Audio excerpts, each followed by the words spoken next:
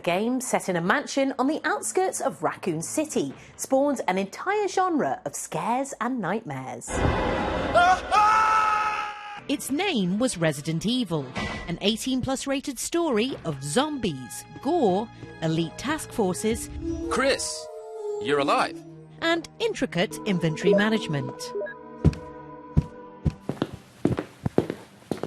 Japanese developers Capcom wanted to make a game similar to their earlier horror game, Sweet Home, and coined the term survival horror to market Resident Evil's unique tense atmosphere. The marketing strategy worked, and Resident Evil became the highest-selling PlayStation game at the time, building a worldwide fan base that would follow the series throughout the decades. I have a brother who is 8 years older than me, and he once brought a PlayStation home. We always had all video games.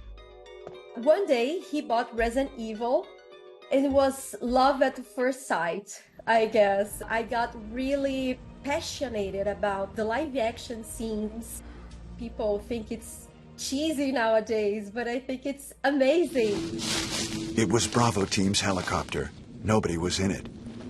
But strangely, most of the equipment was still there.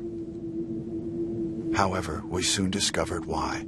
As I started to talk about Resident Evil to my cousins, I have a lot of cousins, so I think I'm a content creator even before this name existed. There are only 3 STARS members left now. Captain Wesker, Jill, and myself.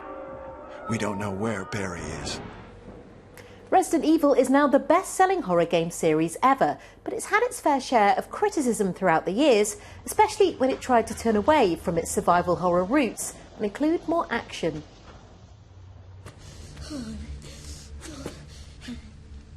You okay? Yeah, thanks. Leon Kennedy, DSO. The 9th game in the series, Resident Evil Requiem, has just been released, with fan favourite Leon S. Kennedy returning, alongside a new playable character, Grace Ashcroft. Take this. You sure? You might need it. So how have this edition's creators kept the story fresh, while still paying homage to a legacy of 30 years?